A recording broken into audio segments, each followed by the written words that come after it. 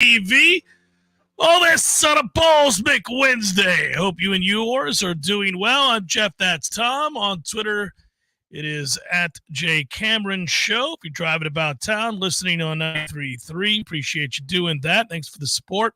Same goes for those of you watching on Warchant TV. And I won't forget those of you that later on tune in via the podcast. Appreciate all of you. That includes those in the Heisen Legal Law Firm chat. By the way, that live chat sponsored by Heisen Legal Law Firm, dedicated to representing injured clients statewide. Been in an accident? Call Heisen Legal Law Firm, 813-803-0733 for a free consultation. No cost to you unless they win. Your interests come first with Heisen Legal Law Firm, the name you can trust for justice. Call 813-803-0733 now or visit HeisenLegalLawFirm.com. Heisen Legal Law Firm, your advocate in times of need. Office is Tampa. Today on the show, we have an opportunity to tap into the staff yet again. And I was excited to do this interview. And also, I know, Tom, first of all, say hello to you. I think right here out the gates, we hear from Link Jarrett if we want to. We now know, right, who's starting. We now know the situation, and he has commented on Omaha. I know they are flying out, and we're looking to have a player on. I think we're going to have Jamie Arnold on tomorrow on the Jeff Cameron Show is what we're endeavoring to do, I should say. And so I'm looking forward to that too. Do you want to play Link right off the bat, Tom? Like, just here we go. Let's hear from what he had to say earlier today. This is Link Jarrett. Do you have a sense of what you want to do for your starting pitchers? Yeah, they can just go shove and carve. That's what I want them to do. Jamie should be in good shape to open. Like, he had a real good bullpen today, so we'll probably go in that direction.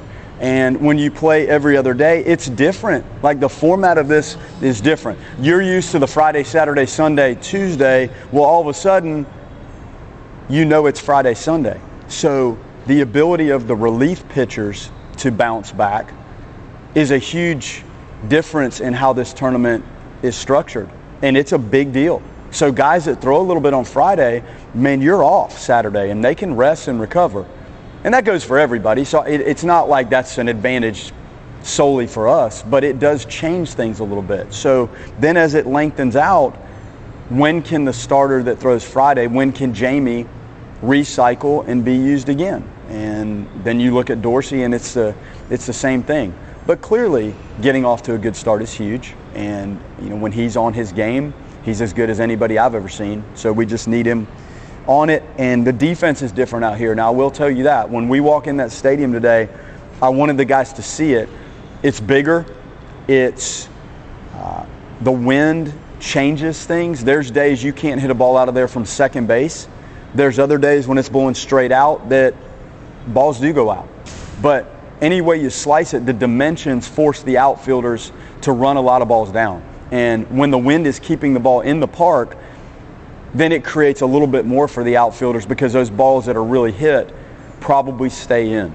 So we have to acclimate to that, and those three guys have to understand the dimensions and the wind and how that facility plays. It's different than most college venues, and I think the scoring in some of the regionals and super regionals at some of the college stadiums, the ball flies out of a lot of these places, and they're not big. So when you get out there, sometimes the games are a little bit different. So not surprising that Link Jarrett is on top of every nuance and every aspect of how things change from ballpark to ballpark and what it means for his players and his pitchers and what defense will mean. And it's not surprised that he is exhibiting an air of great confidence in his players and what he expects from them while loading them up with the knowledge that he has. It's always great for us to hear it.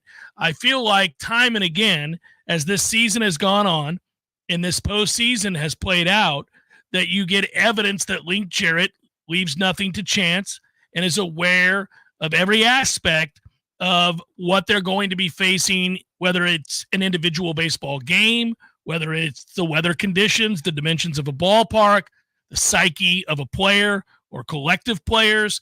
It's one of the reasons that you have such confidence that Florida State is in good hands for a very long time. And Moreover, there it was revealed quite clearly that you're going to have Jamie Arnold as your starter. We're going to talk to him tomorrow from Omaha. I look forward to that. I think he's probably going to have one of his better outings. You might say to yourself, why do you think that when they're facing a team like Tennessee that has hit even more home runs and hit for even more power than FSU has this year, and Florida State was an explosive offense throughout college baseball?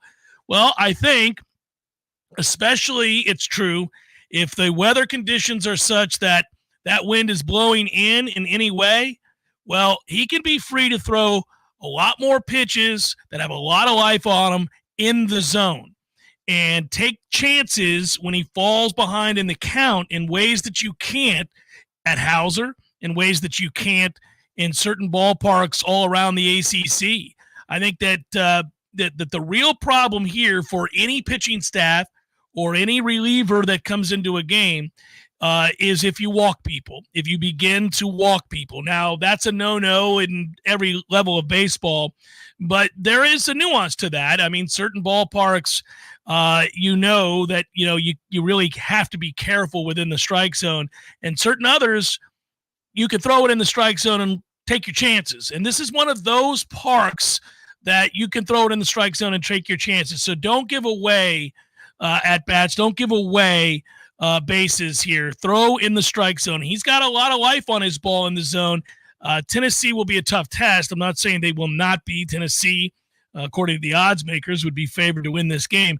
But I just feel like it's got to be a relief if you're a pitcher going out to Omaha to know that unlike the vast majority of places you've pitched this year, you've got a fighting chance, even if you make a mistake, to get away with it in a way that you really didn't throughout this season, with the ball being different than it was and the parks playing as small as they were. To me, that's exciting. And when you hear a head coach like Link Jarrett kind of talk as definitively as he did right there, Tom, I think it's just about instilling confidence and knowledge as to how you play the game out there and how you go about your business. Yeah, from him, I watched the entirety of the interview, and I would encourage folks to do so. It's on Warchant TV after we're done today. He's jacked, man. He is so happy to be going back out there.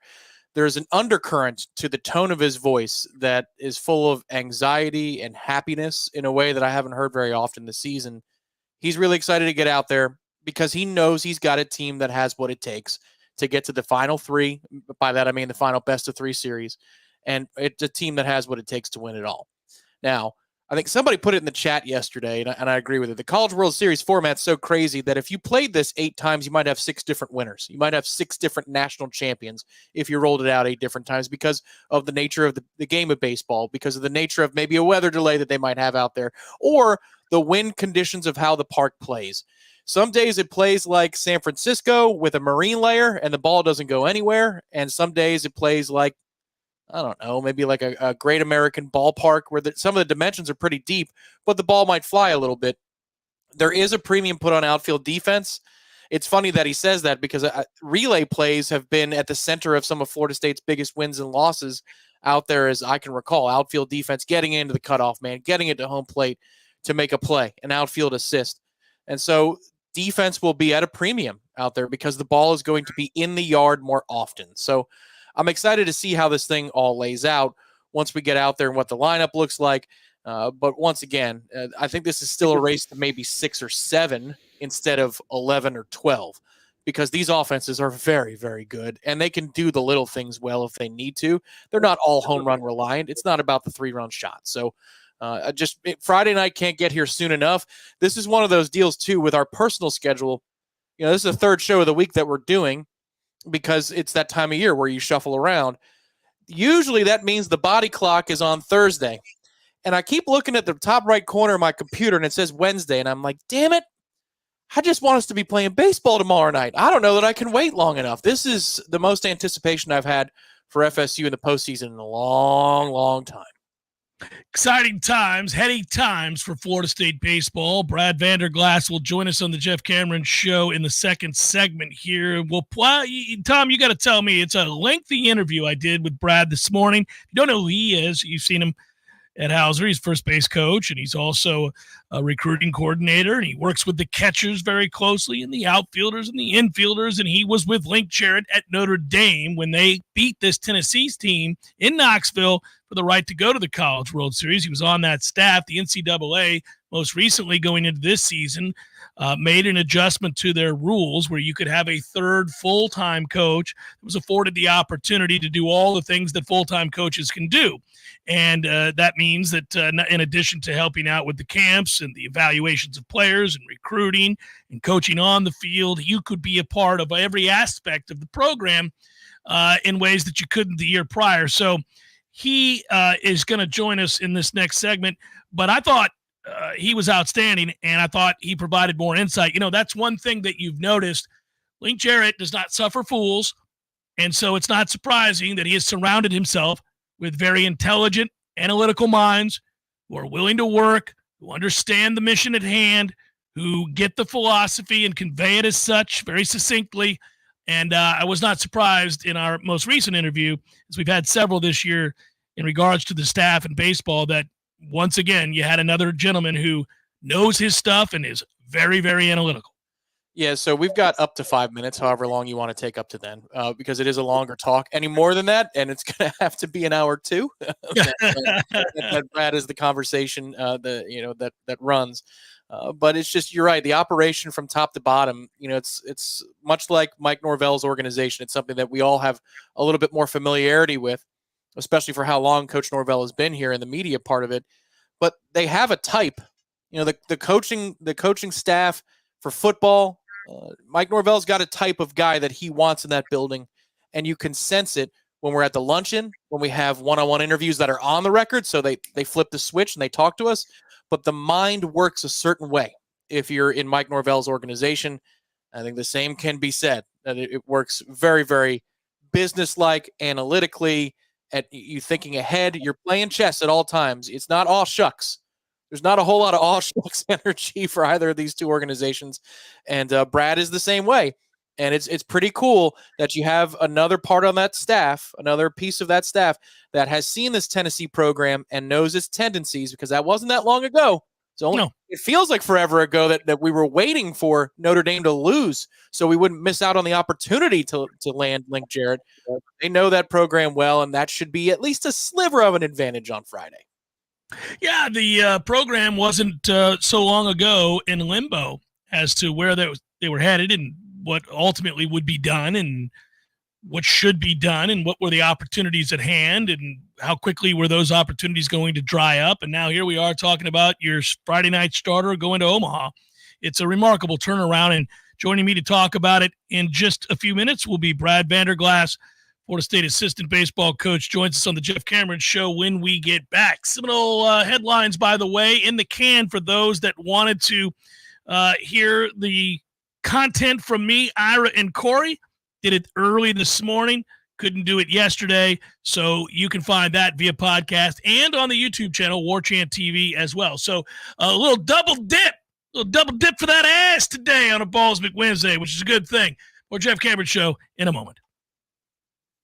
Our partner, ISF Inc., is a national management and IT consulting firm located right here in Tallahassee, Florida, solving the future for state governments through strategy, process, and technology. As a trusted advisor for state governments, ISF knows the importance of defining a clear and detailed strategy. Our friends at ISF can help your organization create a strategy that sets you on a path to success. ISF, your vision plus our expertise brings your brilliant ideas to life. Visit ISF.com to learn more. ISF, solving the future. Just a call away. 222-7722. AC and electric is what we do. Service, repairs, and installation too. 222-7722. Parker Services. Comfort's just a call away. Invest in a Peak Performance membership and you'll buy peace of mind in knowing that you're extending the life of your system and probably saving money on your power bill too. The program includes comprehensive tune-ups that keep your system running at its maximum efficiency. And Peak Performance members get many benefits, including priority service. Members jump to the front of the line when their comfort system fails. And a 15% discount on all parts. The Peak Performance membership pays for itself over and over again. Call today and have peace of mind. And now offering electrical services too. Parker Services, Comfort's just a call away. Florida license CMC 050334 and EC1301240. This is Shannon Young with Fairway Independent Mortgage Corporation. Investors, are you looking for a creative way to purchase your next rental property? Are you looking to get into the Airbnb space? If so, you need to know about DSCR loans. It stands for Debt Service Coverage Ratio. These are loans that do not require traditional income verification. As long as the proposed rent covers the mortgage payment on the subject property, that's the only income you need. If you're looking at investing and don't know if you can qualify, let's set up a plan to get your next income producing property and start putting you on a path to passive income. Give me a call at 954-369-6171. And don't forget, every fellow Knoll that we close a loan for, I will personally make a donation of $250 to the Battle's End. It's Shannon Young at 954-369-6171. Equal housing lender. NMLS number 373030. You probably already know that Pinch a Penny Pools and Spas is your one-stop destination for all pool maintenance needs, offering everything you need from chemicals, cleaners, vacuums, nets, and more. But that's not all. Pinch a Penny also carries a huge selection of premium hot springs hot tubs paired with easy financing options, making these luxury hot tubs affordable for everyone. And if you have an older hot tub and you're worried about the hassle of removing it, worry no more. Pinch a Penny will not only remove and haul away your old hot tub, but also offer a trade-in value for a credit towards your new one. So why wait? Visit Pinch a Penny's 12,000 square foot showroom today on Greer Road and discover how effortless and affordable owning a fantastic hot tub can be. Find out more at TallahasseeHotSpring.com. That's TallahasseeHotSpring.com. Science-backed, technology-tracked, and coach-led. Hey, Jeff Cameron here. You've heard me rave about the benefits of Orange Theory Fitness and the proven track record of science-backed interval training. Well, now Orange Theory Fitness has done it again, adding more ways for you to improve your health and look your best. In addition to the always great standard workouts, OTF has added Tread 50 and Strength 50 for those in the mood to just lift for an afternoon or attack those cardio goals for the day. Take the guesswork out of exercise. Make sure you're getting the most out of each and every workout. Orange Theory Fitness, location Midtown Tallahassee and Village Square Boulevard.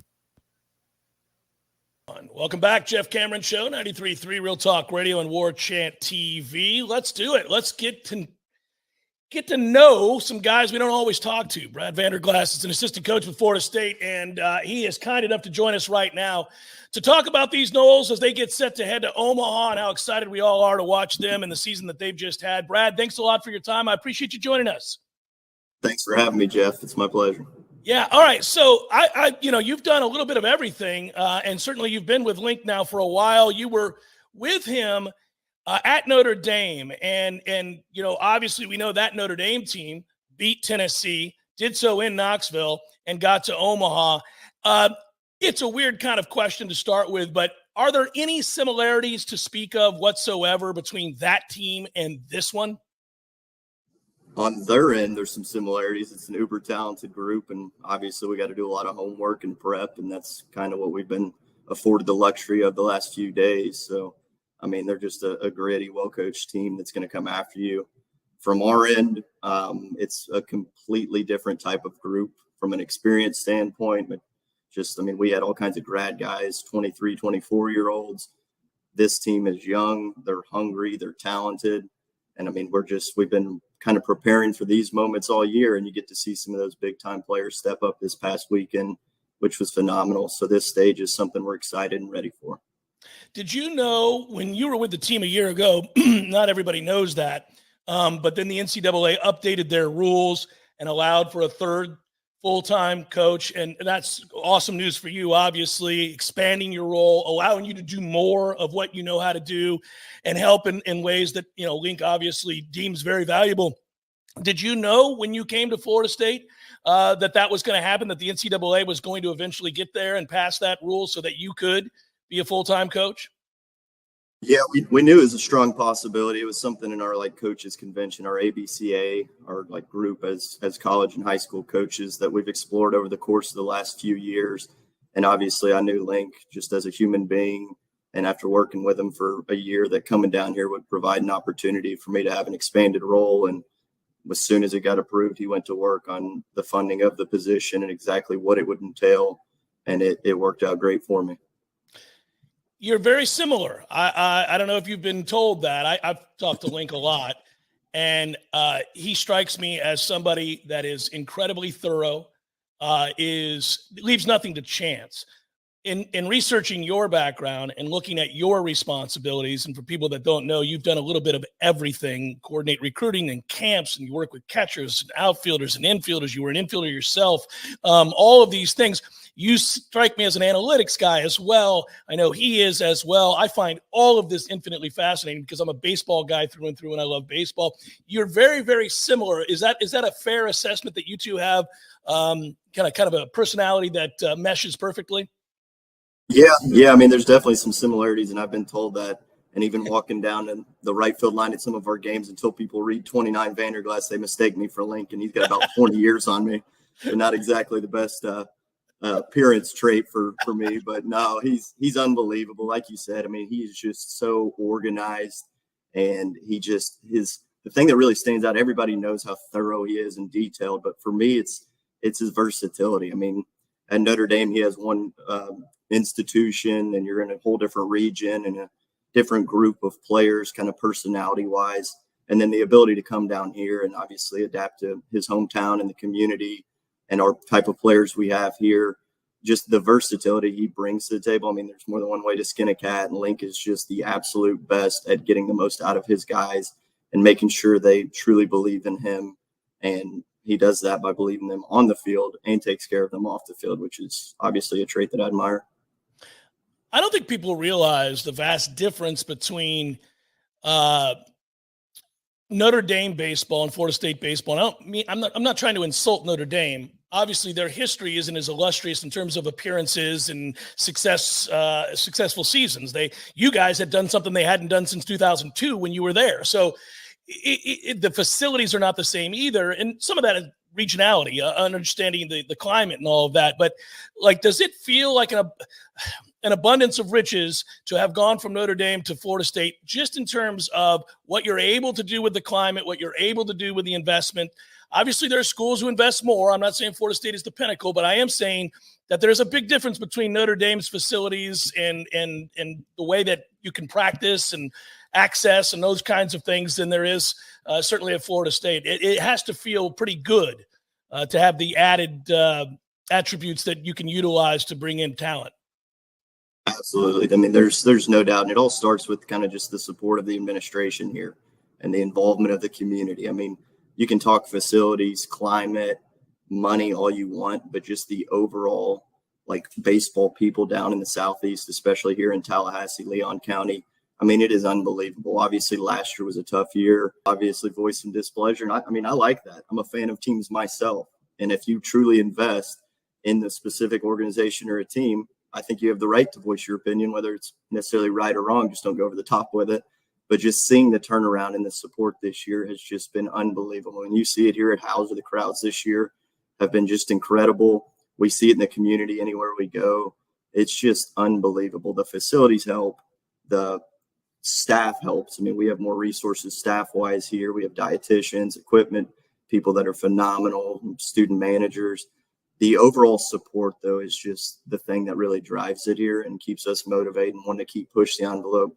Obviously, Link's been pretty vocal about his desire to bring a national championship to Florida State baseball, and just all the overall support of everyone in the community and all the alums and all the boosters. It's been incredible. We got to keep this thing rolling. Brad Vanderglas, assistant coach, Florida State baseball, joining us on the Jeff Cameron Show. It's one thing, Brad, for fans to voice displeasure and voice pleasure and celebrate wins and anguish over losses, but you're there every day. You work with these guys. You get to know who they are, and you went through a brutal season a year ago. Nobody around these parts, quite frankly, was accustomed to seeing something like that, but it's year one, and you're trying to establish a new culture, and you've got to flip a roster, and you have so many things you have to do that allows you to reach a place now where this team is going to Omaha. Take us through the pains of last year to where we are now, watching this team be one of the last 8 standing. It's got to be incredibly rewarding, above and beyond the emotions that fans feel. You, again, know these kids, and many of whom stuck around. A star like James Tibbs stuck with it, didn't transfer. Cam didn't. All these guys hung in there. It's got to be rewarding deep down, knowing that they persevered through all of that, and now this is the reward. Absolutely. I mean, these guys deserve it, and you can say it and say it and say it. You guys, a lot of the media and a lot of the fans have gotten to know them, especially here recently, kind of as coverage has really picked up. But I mean, you mentioned them, the James Tibbs, the Jaime Ferrers, the Cam Smith, the Almez Ross, a lot of that core nucleus position group, and then tons of experienced arms that came back to see this thing through. It is easy in this day and age to pick up and move to the greener grass. And these guys truly believed in kind of what Link was doing here, and the fact that they stuck it out and allowed and rallied around the new pieces that we brought together is just, it's the most important part of it all. I mean, we got some older guys with the Daniel Cantus, the Noah Shorts. We got some guys that were younger that had some successful freshman season, but it was that core group of guys that returned that really coached these guys up, because this isn't an easy system, what we do. Link basically has a whole nother language kind of for everything we teach our guys, and we can provide as much information as we want as coaches, but it's those players kind of leading the day-to-day and the off the field and the expectations of what it means to be a Nole and what the true expectation is here. And it's been very, very rewarding. Last year, obviously, was difficult.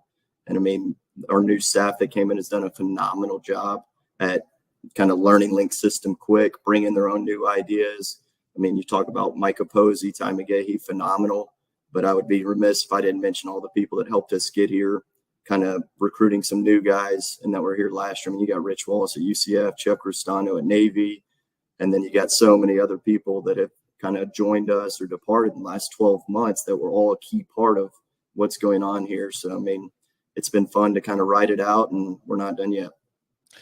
You've had an opportunity to work, obviously, organizing camps, evaluating players, helping in recruiting. I remember asking Link before last season what he was basically the subtext of the question was, what are you going to do to help flip this roster? And without trying to insult the kids that were, busting their hump and trying to play good baseball. But he talked about, with any coach that he has, he asks that if they're evaluating a player and talking about a player that Florida State might recruit, they have to be able to play championship level defense at a position, their position. And he's told me this numerous times, and you can see it year over year, right? This is a team that is not a collection of guys you're just putting in positions, but a bunch of guys that play those positions. And thus obviously fielding percentage has gone way up. And the efficiency with which this team plays is evident when you watch them week over week over week, right? I assume that's got to be fun for you as you evaluate players or you watch players in a camp or something. You know exactly what you're tasked with. It probably is right up your alley as an evaluator, right? That, hey, I got to know before I ever say to Link that this might be a kid we want to look at or any of those things.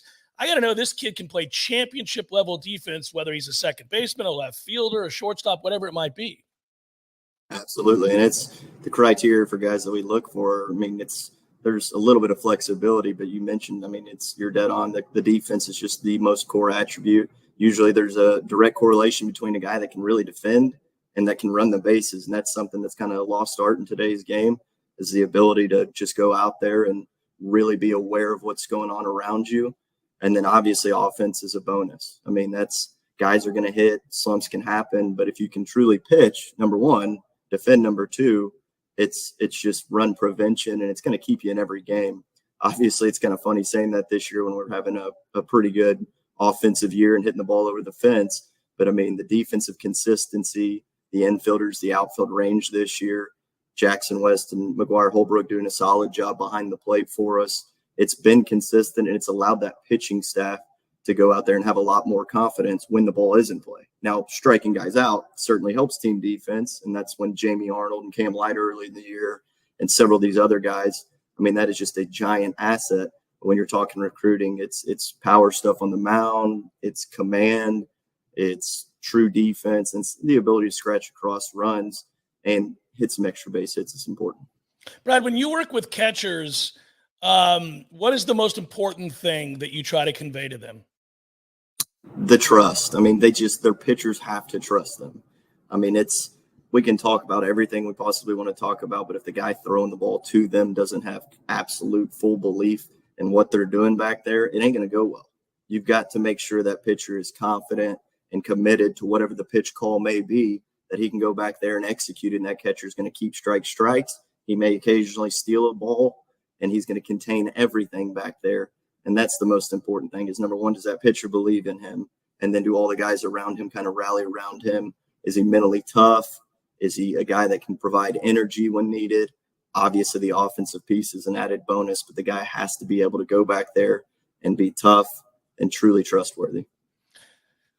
I'll circle back to our team before I let you go and talk about the matchup against Tennessee, but I want to ask you, when you were at Northern Kentucky, a couple of things. First of all, are you still in the top 10 double plays turned all-time NCAA history? You got to know that stat, right? I actually have absolutely no clue. I think you are. Yeah, okay. Brad, I think you are. I looked it up, so I'll double check when we're done. But you should know that stat. Well, I hope a couple of our guys break that record here, whether later this year or next year. That's not a big one to me. As long as our guys defend that record, then I'm good eliminating some extra bases. Did you know when you played, obviously everybody who ever picks up a ball and a glove wants to make it to the major leagues and be a star. We all grew up wanting that. But did you know along the way during your playing days that someday I want to coach? Did you always kind of have a sense that I want to coach baseball? Yeah, I've just been an ultra competitive guy, and truthfully, I like helping others as much as anything else. I like seeing other people succeed and provide them the tools necessary. So kind of as I was aging, I knew my physical limitations were going to reach a point where I couldn't advance. So I wanted to do everything I could to mentally prepare the guys that were a little better than me to keep playing as long as they could. And it kind of parlayed itself into coaching, and I've enjoyed the last 11 years. Were you always analytical? Did you always look at it that way? Were you a numbers guy? Yeah, to a degree, and it's obviously grown over the course of the last decade or so. But yeah, I always was looking for any advantage I possibly could have over an opponent. A lot of times that was one way to find it. All right, so I looked up Robinson, Illinois.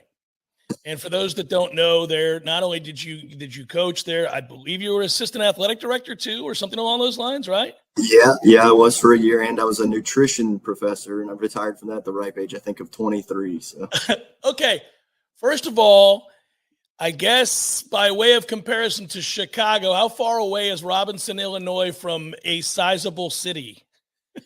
Sizable is about 3 hours. You're kind of near 3 hours from St. Louis, 4 from Chicago, I guess 2.5, 2 hours from Indianapolis. So you're kind of in the middle of a lot.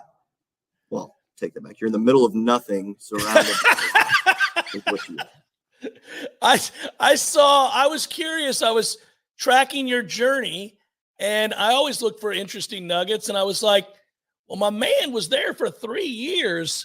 Let me go see what this is about. And then I looked and said, there are 7,000 people. So then I went to Google Earth and I clicked on Robinson, Illinois, and I zoomed in about the town. And I thought, how does one go about a daily existence, not trying to slight the fine people of Robinson, Illinois?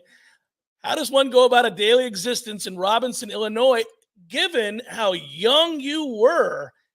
I mean, we're usually excited to be out and about at the age that we're talking about when you were there. Not much out and about in Robinson, Illinois, is there? No, there wasn't a lot of social activity. Fortunately, I worked with incredible people. I mean, Lincoln Trail, at the time I was there, the people were awesome to work with. My boss, Kevin Bowers. The president at the time that was departing was Mitch Hannes, who's been at Indiana State as the head coach, and he's now actually just took the job at South Florida. Yeah. And then I worked with awesome coworkers, basketball coaches, and everything. So we'd run up to the Elks or go to the Mexican restaurant. But truthfully, I just cut my teeth in the baseball and recruiting world during those years, and it was invaluable. I mean, 3 years there truly was a long time, but I got so much experience, and I was afforded those opportunities by a great head coach, and it's something I wouldn't trade for the world. Yeah, when you got to Terre Haute, you must have thought you were in the big time. I mean, my goodness gracious. the big city. Oh yeah, we had some restaurants, a little activity. So we slowly have progressed with each opportunity. How did you get Jordan Brewer, who's a major leaguer for those that don't know, to Robinson, Illinois? We got told no a lot, believe it or not. When you're recruiting people to a college next to cornfield that's next to a prison, the parents always don't just jump on the opportunity. So we kind of were the grounds crew. We did it all, but convincing Jordan, it took a little while. He was a kid from St. Joseph's, Michigan, so not too terribly far away. He was a two-sport athlete, big football player, just unbelievable human being. And Coach Bowers actually saw him first over at a showcase. And it's like, hey, you got to get all over this guy. So I spent a ton of time on the phone, drove up to St. Joseph's, watched him in a game that looked like a rec league game. There was no foul fence down either line. It was just an open field, and he clearly was an unbelievable player and the best one out there that I'd seen in quite some time. So he went down the Lincoln Trail and turned out to have a really good career. Yeah, it's funny you bring it up. I'm going to circle back and ask you one last thing about this matchup. But I did look up some of the athletic photos from the website of Lincoln, and it's funny. There's one of the soccer team playing, and there's literally a cornfield behind them. There's a massive cornfield behind the goal. Oh yeah. That's not I'm not pulling your chain there. That's real. There's a baseball field, a cornfield, and then a prison. So it was a heck of an experience. Though it was awesome. All right. Well, this has been a heck of an experience too, and this team has come a long way in a hurry. You've seen Tennessee. Some things have changed, but a lot has not. They're still really good. They still hit the ball to the ballpark. I will ask you this: assess this matchup in the sense that this ballpark can play huge. Now, depending on which way that wind's blowing, there are days you cannot hit it out of the ballpark. And Florida State hits a ton of home runs, as we well know. So if two teams are playing one another that rely heavily on the long ball, and you're playing in a park where perhaps those balls are not leaving the yard, how do you change the approach? What do you talk about to your hitters? Well, one of the biggest things is just limiting the strikeouts. If you're not going to hit the ball to the yard, you got to put it in play and make some things happen. Tennessee's a very well-rounded team, but just applying constant pressure, and that's something we train for. I mean, Coach Jarrett's always talking about versatility as an offense and just the ability to put runs on the board. So if you're not hitting it over the fence, you better find a way on base, limit the strikeouts, make them make mistakes, steal a base if needed, move the baseball, and then obviously on the mound, pitch execution, controlling the running game, eliminating free passes. They're a really good group. We're going to get a variety of really good looks from them on the mound. They're going to have guys that are right and left-handed from all different arm slots, different tempos, some power stuff, some guys with command.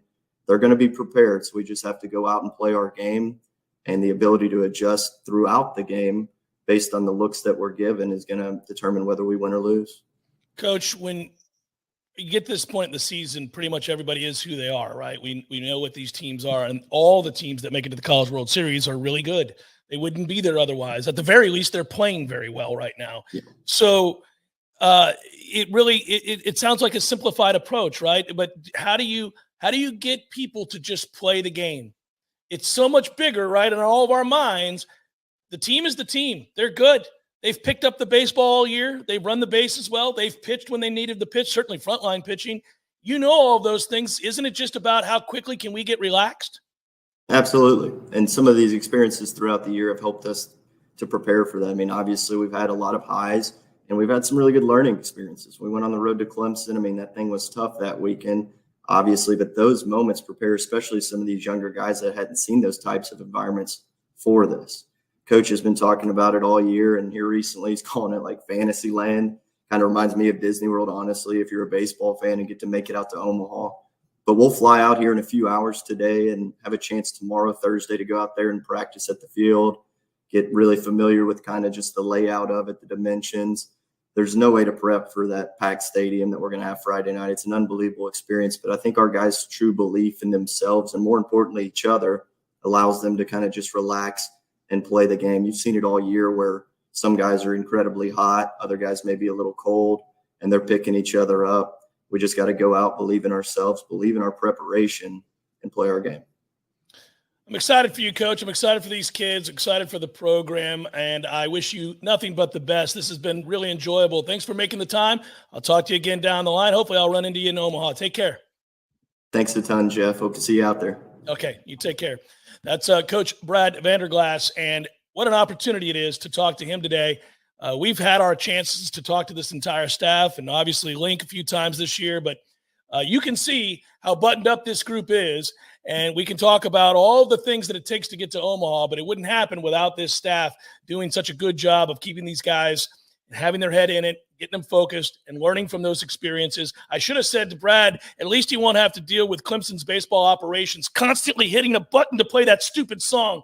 It doesn't exist in Omaha, thankfully. Chef Cameron Show 93.3, Real Talk Radio, Warchant TV. Your local news now. The Colquitt County Jail inmate Joanne Tyson, 48 years old, died at the jail on Thursday, according to the coroner. At around noon, the GBI was requested to help investigate Tyson's death. The coroner has stated that no foul play is suspected. The GBI is currently awaiting autopsy and toxicology reports to help in the investigation. It is unclear when the final results for both will be available. The investigation is active and ongoing. One Christian nonprofit relief group traveled to the capital city last month to offer cleanup assistance following the tornadoes that swept through the area. Emergence Purse Ministry, based in North Carolina, received more than 600 requests from residents in need of help. Hundreds of calls are still coming in, and volunteers are desperately needed to fulfill the requests. Volunteers do not have to be trained. They just need people who are willing to help. Those interested in volunteering can call 850-933-0682. This is Rachel Anay with the Real Talk 93.3 Local News Update, brought to you by Macklemore Systems, Tallahassee's go-to Mac store. Check them out online at MacklemoreSystems.com. This is meteorologist Paul Trombley with your Real Talk 93.3 weather update. A mix of clouds and sun this afternoon with a chance for storms. Daytime highs approaching 95, winds out of the east 5 to 10 miles per hour. Partly cloudy tonight, chance for storms, lows around 73. A blend of clouds and sun tomorrow, chance of thunderstorms, highs around 94. This report is brought to you by the Lawn Johns. For all your landscaping and lawn care needs, visit thelawnjohns.com. Currently, it's 90 degrees. Widden Glass has been taking care of business since 1945. When you call Widden Glass, you're dealing with experienced, reliable professionals who offer only the best. Like Widden's top-of-the-line bath enclosures that provide style and luxury at an affordable price. Eye-catching storefronts are a specialty at Widden Glass. We'll help you design it and install it. Widden Glass, the first name in glass replacement. Call 222-5781. There he is. Haven't seen this guy since, what was it? Oh, shoot. You two at the Sphere in Las Vegas, baby. Hey, how about that, man? Wasn't that fun? Good show. Good show. Everything about it. Nearly perfect. Nearly perfect. I had everything I could possibly want. I wanted one thing, couldn't find it, and I looked everywhere. No Cubans. What do you mean? There was Cubans. There was Cubans. No, I didn't see any Cubans. Dude, no. I'm sure there was Cubans there. I mean, you know. No, I walked around. There was a moment right before the show. I thought, got to find some Cubans. Nothing.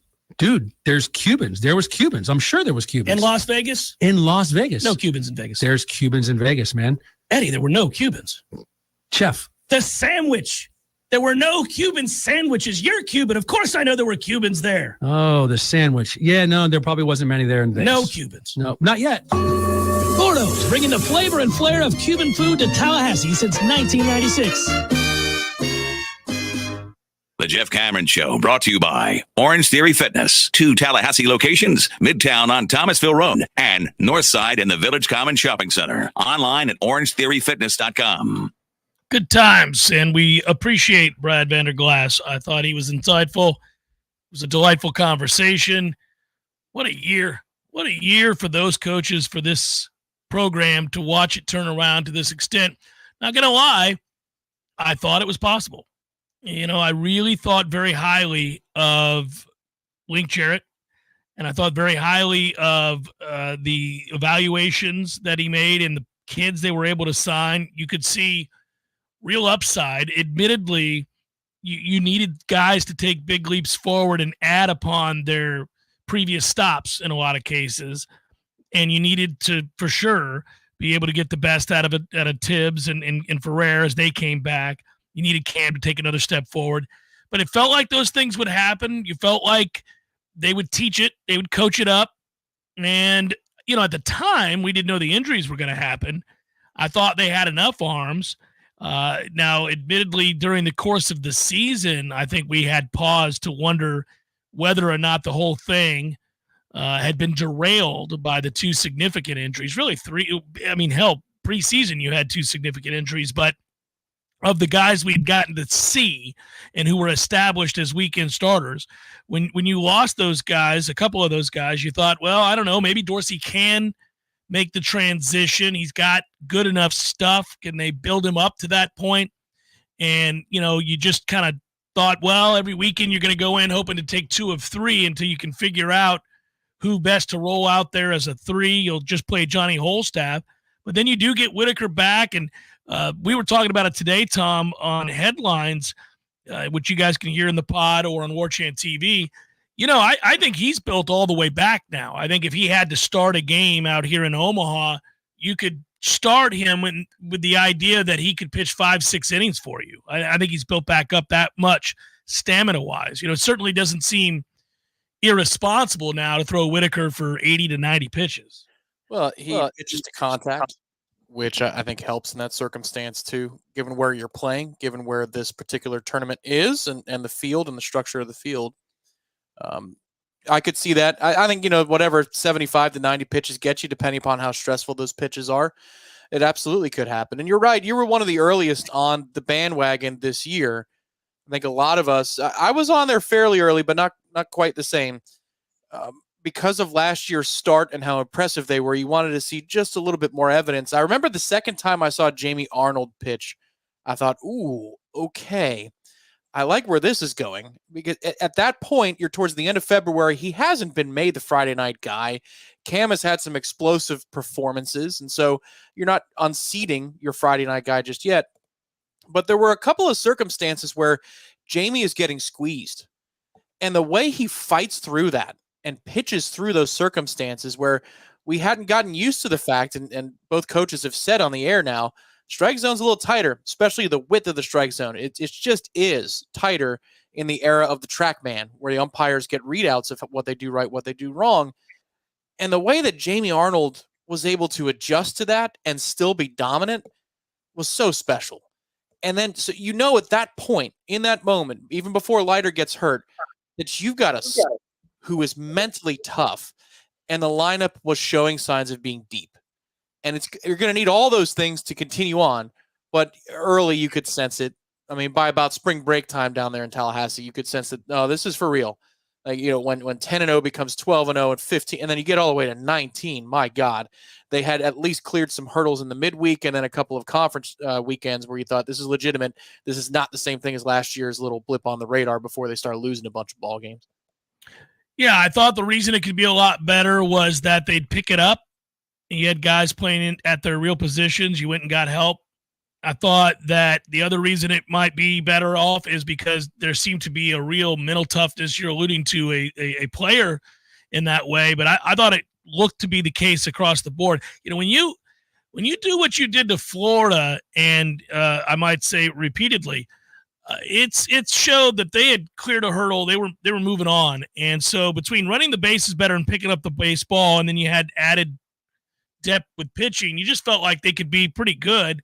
I guess I would have admitted that I wasn't sure they'd be, in Omaha, but I say that about teams that can be preseason ranked number 1. I mean, you have a lot of things that have to go right for you to get out there, and we've seen some teams who certainly thought they would be there for the better part of the season. I mean, there's no way those fine folks in Arkansas thought they'd be at home, or Georgia, but there they are, and it's interesting. I just right out the gates again with this interview, or at least the comments from Link Jarrett to the press today, you just see the sense of, well, we've got work to do. We've moved on. It was nice that we won our regional and our super regional, and it was nice that we're going to Omaha. But his expectation is that Jamie's going to go out there and carve. I think he said, right, go deal. And man, that is the way that he views each of these steps. Sort of all right, well, that's good. We accomplished that, which allows us to go try to accomplish the next thing. Not like a, whew, we made it, but rather, oh, cool, we get to go do this. That's what this reward is that when you show you can handle that series against Florida, when you show you can win some ACC series now, oh, cool, that affords us the opportunity to maybe win 40-plus games and get ranked. Maybe that puts us in a position to win a national seed. Maybe that shows me as a coach that they're capable of winning the league or hosting as a top 8 national seed. All right, then you win those. Oh, cool, man, we get to go to Omaha. That's another step forward. Maybe we're a little bit further along than we thought, but that affords us the opportunity now to beat Tennessee and perhaps put ourselves in a position to play for a championship. It's just cool. It all feels like step after step after step. Yeah, and again, looking at the fielding percentage to put some numbers behind it, last season they fielded at a 963 clip. This year is a 979 clip. Yeah. Which again, that doesn't sound like a whole lot, but if you think about it this way, it's a percentage and a half. About 2 weeks of baseball, 8 games of baseball, it's 3 errors that you don't make. Now, if you think about it that way, yeah, that's a lot. It's a lot of outs that you don't give. And we saw a little bit of that on Saturday going the wrong way. It was an outlier against what they've done this season. But the extra outs, the extra pitches that accrue, the more that you have to use the bullpen, those things add up. And they drain a team if you're not in the right position, if you're not making the plays that you should make. And some of the ones that are extra, some of the ones that are difficult to make. And this team has, I think, stolen more outs than they've given away or given back to the other side. Now, Link is right.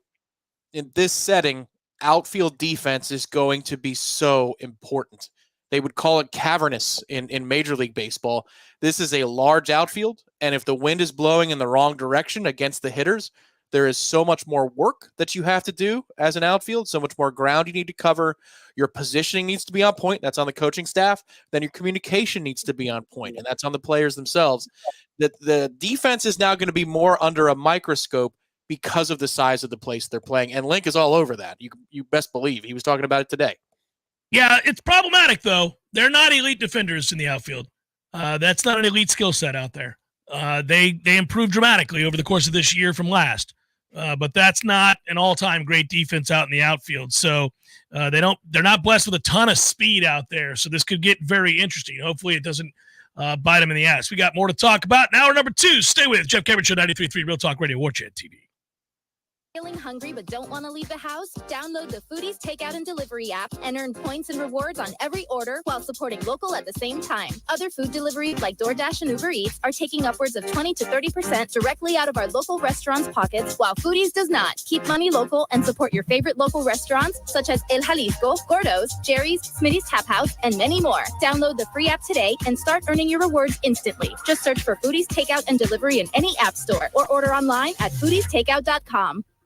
Surprising flavors, cultural authenticity, and unique adventures are some of the main ingredients that go into every single plate served at Café de Martín, Tallahassee's best Peruvian dining experience. Led by classically trained Chef Martín, passion for culture, passion for flavor, and a passion for people can be felt from the moment you step inside. Café de Martín also offers an unparalleled outdoor dining experience in the garden. Surrounded by vibrant flowers and plants, and nestled between carefully curated decor, the shaded and breezy outdoor garden features elegant live music regularly, and the romantic evening lighting makes Café de Martín the best place to share conversation and connect with the ones you love. Every dish is made from scratch, and every drink is handmade by trained bartenders, offering the very best margaritas and old fashions in the city. Take a trip to a Peruvian paradise right here in the capital city. Visit Café de Martín and El Bar on Capitol Circle Northeast in the Esposito Shopping Center. Open daily for lunch, happy hour, and dinner. Find the full menu online at cafedemartin.com.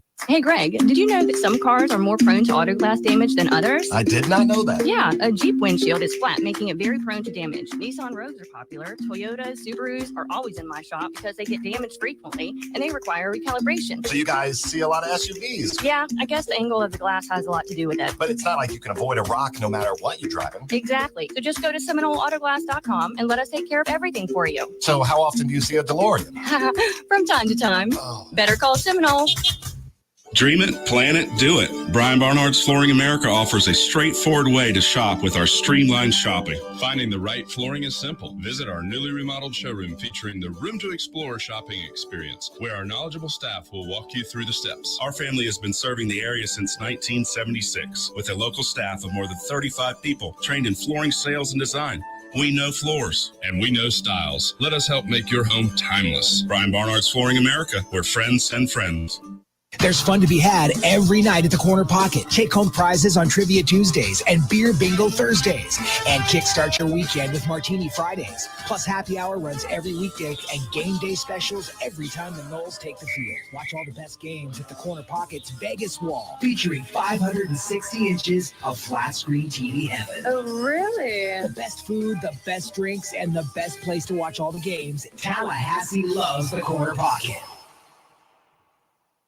Coming up next, more of the Jeff Cameron Show.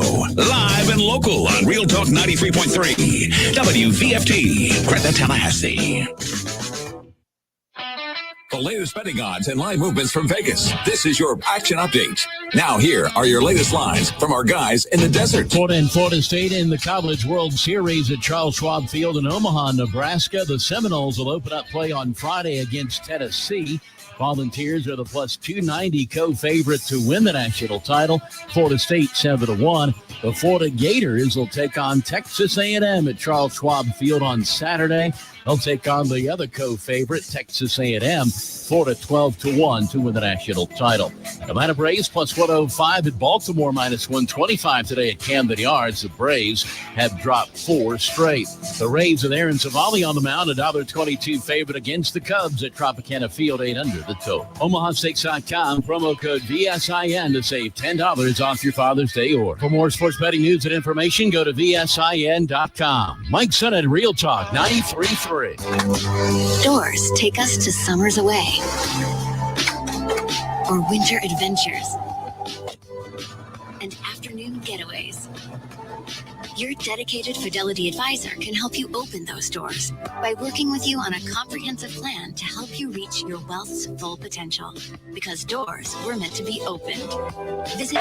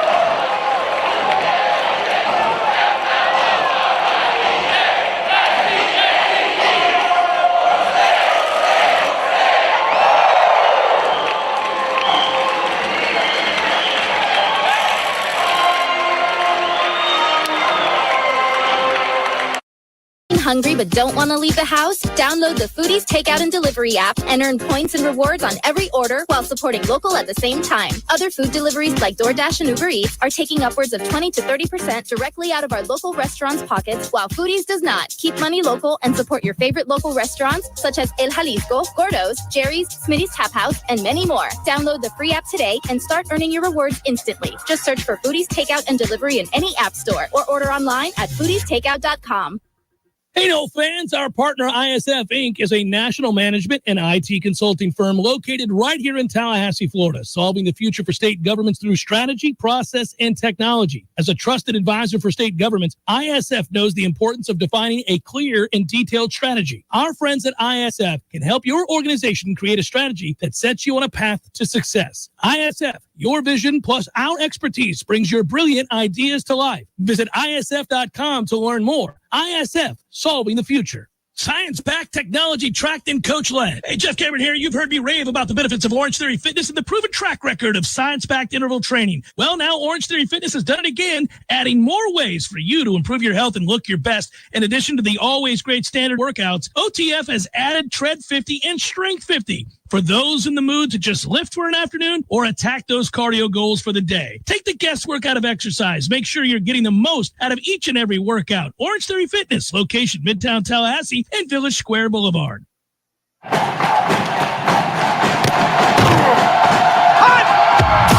Broadcast Broadcasting live from Florida's capital city, this is the Jeff Cameron Show, brought to you by Orange Theory Fitness on Real Talk 93.3. Now, stop what you're doing and listen closely. It's time for the Jeff Cameron Show in 5, 4, 3, 2, 1.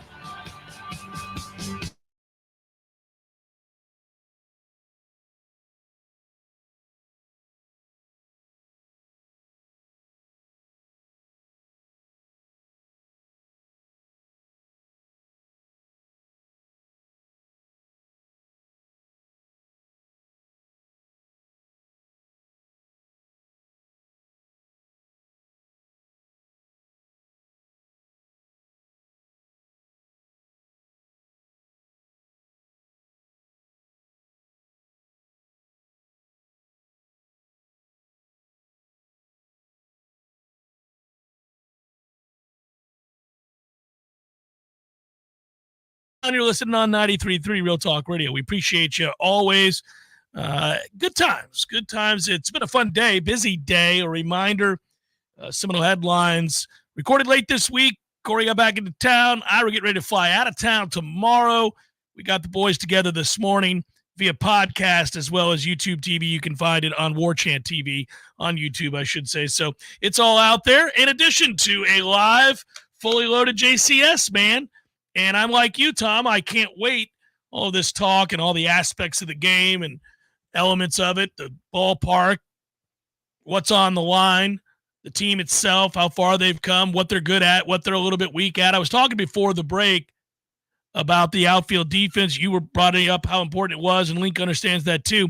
There's a certain element of this team, though, that we are a little handcuffed by, and they do not have elite speed in the outfield anywhere unless you're starting Ross in center, and they're not going to do that. So I got to tell you, I think that is an area of concern. If there are a lot of balls in the alley that are tweeners, that are 50-50 balls, I don't know that we're making those plays as efficiently as some other teams that are out here in Omaha. And that, that's just a matter of where the ball's hit and how often it's put into play. So we'll see.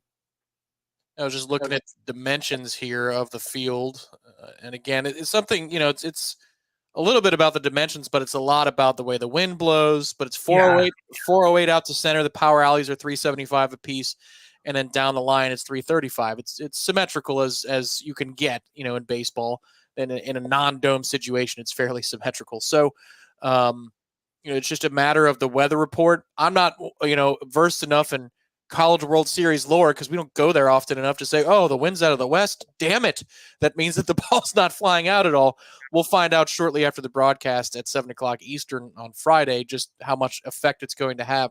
But I do like what you brought up last hour, which is when you have somebody who can get outs by missing bats, but then also can manage the dynamics of a strike zone and maybe change his pitches just a little bit to land in a certain spot, to break a certain way. When you're at that level of a first-round talent type pitcher, and if Jamie comes back next year, then certainly I think he will be. When you have a chance to get free outs by allowing the bat to hit the ball, that's just such an advantage. And it happens more in the major league game. I'm sure that the scouts look at the juiced level of the college baseball and the bat itself, and they say, all right, what's that actually going to play out, with a wooden bat? And what's it going to play out like in my ballpark, my organization's ballpark?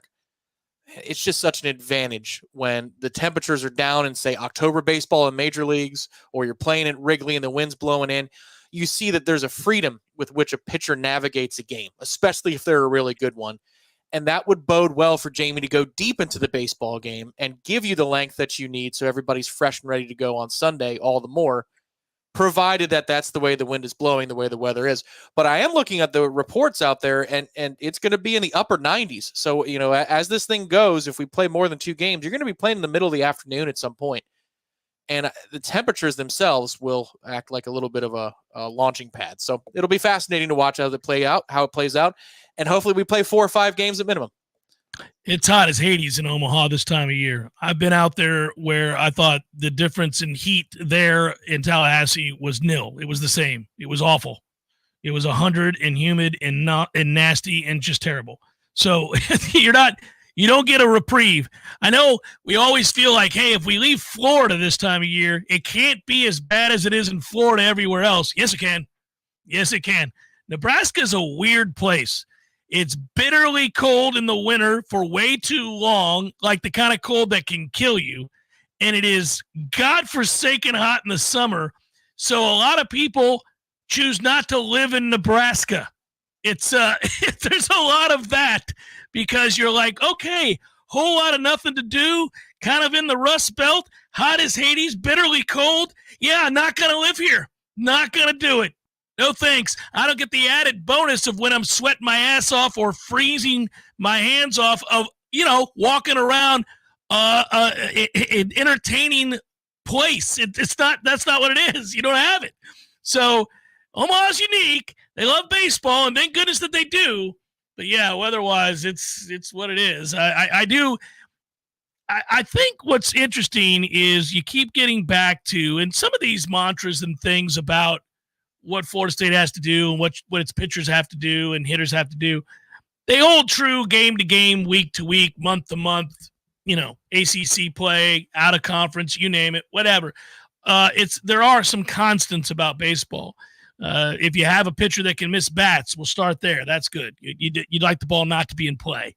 If you have hitters who understand that on-base percentage is life, on-base percentage is everything, like make fewer outs, make it very difficult for pitchers to get through innings. You can start with these basic tenets, right? Do I have guys that walk? Do I have guys that work the at-bat? Do they have a plan? Do I have pitchers that miss bats in crucial situations when guys are on base? That's all well and good. But then from there, the discussion changes, and you get a lot into people's heads. And I think Arnold has the kind of stuff that, I want him to throw and control the zone. Because, again, he's going to be in a situation where he can get guys to put the ball in play, and he's not going to get as hurt as he would if he were throwing at Hauser or some of these other ballparks across the South.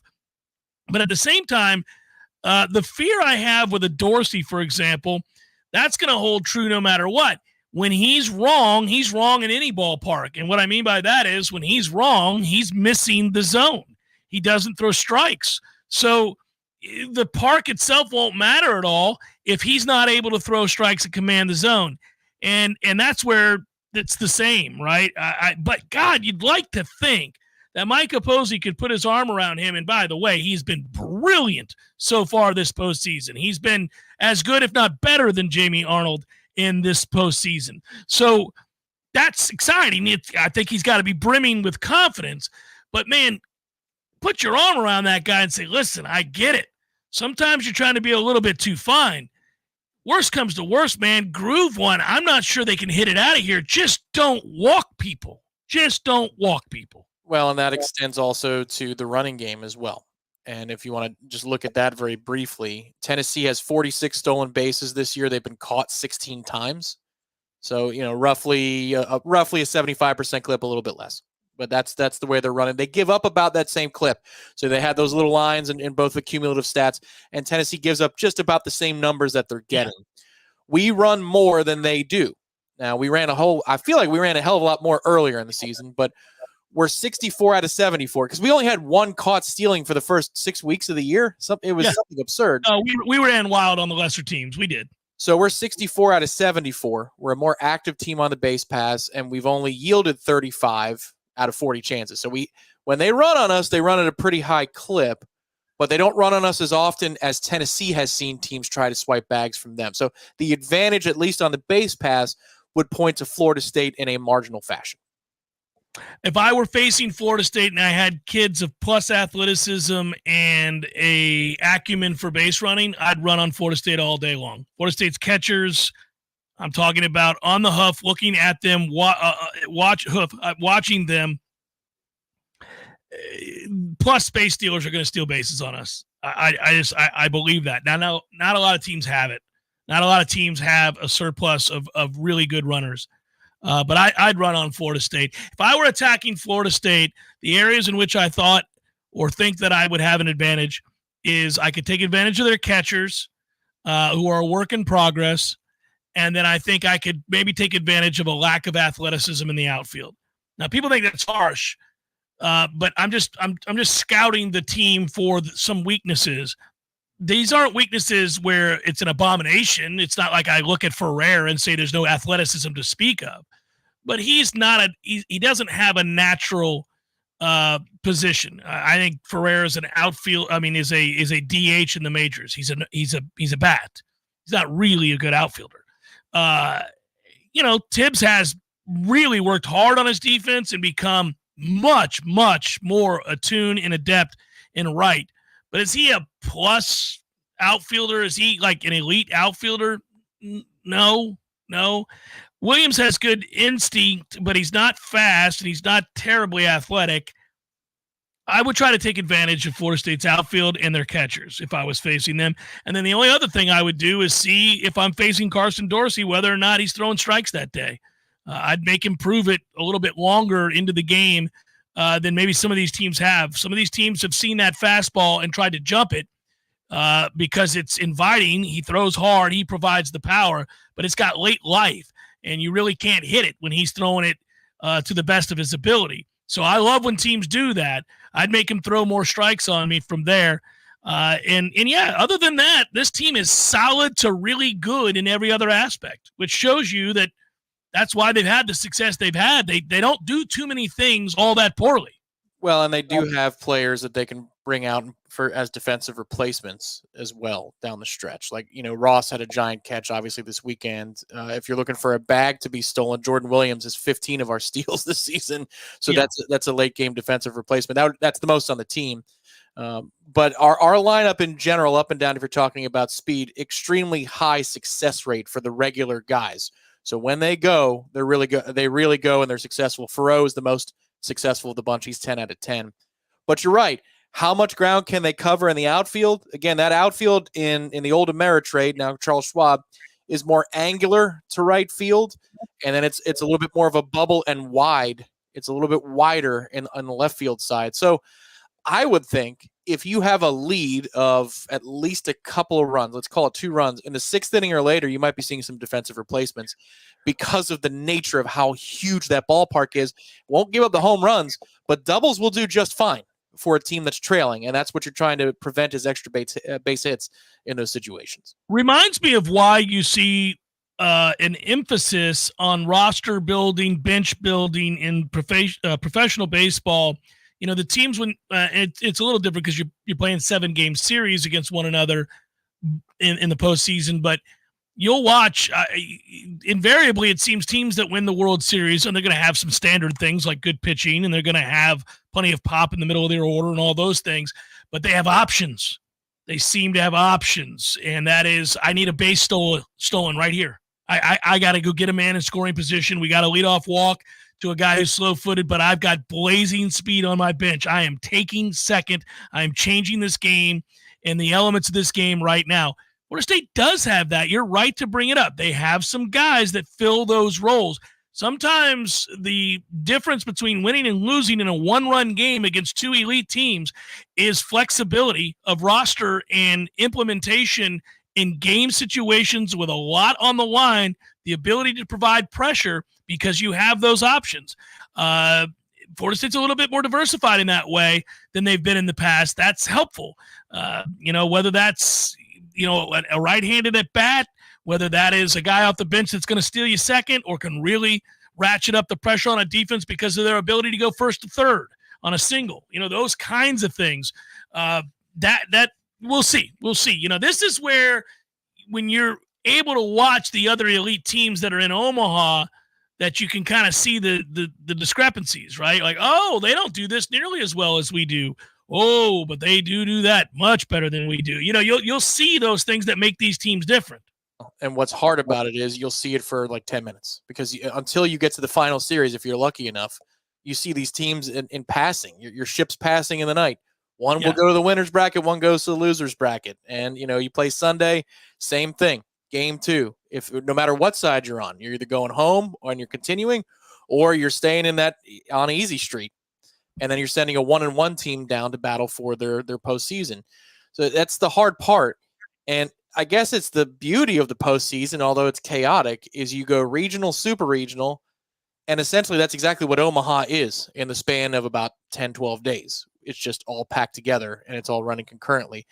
You got to love it, though, that for a group that is banged up in the pitching rotation and the pitching staff, they don't have as many options as they drew up in the preseason, that there is a staggered effect to all of these games. Hugely staggered. Yeah, Florida State's got a great chance because of the way this is set up. Yep. If we were a roster that was 3 studs deep, right, and you're like, man, I don't even know who our ace is, you're actually at a disadvantage in this particular situation because you'd want to play 3 days. Now, when you get to the final round, you would love it. You're in a great position. But in this regional setting, when you have to take a day off for the other bracket to go play, man, this covers up a weakness of ours very nicely as long as we can hit the baseball. Yeah, it does. It really does. We've seen time and again in Omaha since they switched to this format. It's certainly doable that you could come out of the losers bracket in a way that you never could in the past, unless you were incredibly deep or you really had some good fortune. Now you can. I mean, you could lose and overcome it. It's not likely with this group, this particular group, but you could do it, and you will have enough rest. Like I've said before, with the way this is set up, if you've got 2 frontline pitchers and a really reliable long reliever and maybe a closer or somebody that can act as a closer that has the chutzpah as well as the stuff, you're all right, man. You don't need too terribly much more than that. You really don't. That's why I say if they're up in game 2, Tom, with a chance to go 2-0 to start the College World Series, which they never do. If they go 2-0, I mean, I'm fighting like hell to go 2-0 here. If you win game 1 and you're up 5-3 in game 2, and it's your starter's gone, and Dorsey's gone 5 1/3, but he's clearly out of gas, I'm going to get Whitaker. I'm going for 2-0 right here. This is it. I'm going to go do it, and we're cooking with gas at this point. That's it. I'm going 2-0 because I'm going to get enough rest that I feel like I'm okay. I'm equipped from that point forward. Yeah, if you win Sunday, you don't play again until Wednesday. Yeah. Okay, so if, of course, you're 2-0. Now, you could play Sunday and be playing for your life, and that would not be as fun. Yeah, no, but if you're 2-0, yeah, buddy, okay. Because the loser of the Sunday game, so let's go pie in the sky. You're playing in the 1-0 winners bracket game. The loser plays Tuesday of that particular game. They play the winner of the other one.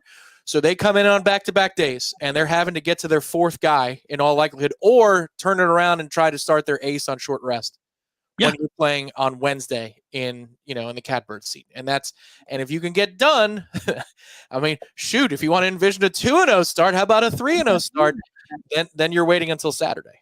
Then you don't play again. Well, then you're putting everybody on normal rest, and you have an opportunity to win the College World Series with your ace, followed by your 2, followed by your long reliever Whitaker, who comes in whenever you need him. Yeah, it's awesome. Well, what gets interesting about that, and I know a lot of the rules are thrown out the window here by the coaching staffs about, when you use a guy in the rules because you're trying to win a championship. Yeah. You'll stretch those rules, and those kids want to go out there and they want to pitch in those situations. But I would find it interesting and a wonderful problem to address that if you're 2-0 and playing on Wednesday, which means that if you lose, you're not going home that night. Right. Who do you start? You try Jamie Arnold for game 1. I mean, this is the best problem you could possibly have, because if you pitch him on Wednesday, then when's he available? You play Saturday, Sunday, Monday after that. So again, this is the managers do this. Head coaches in college do this. They go through all the scenarios. This is the best one that you can go through and create a plan for.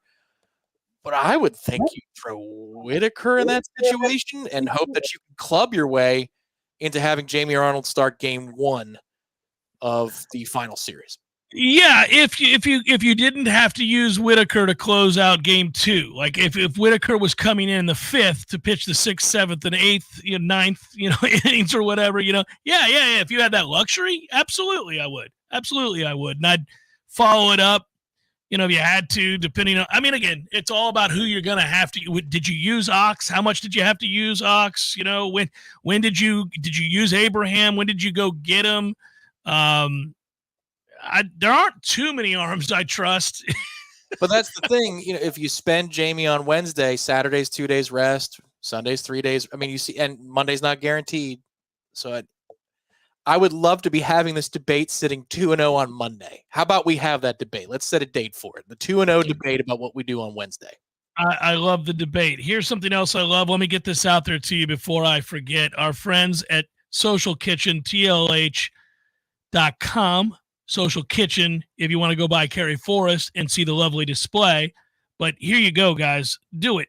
Father's Day gift menu. Prime ribeye and bottle of Barossa Bush Vine Grenache, $75. Snake River Farms Wagyu ribeye and a Cabernet Sauvignon.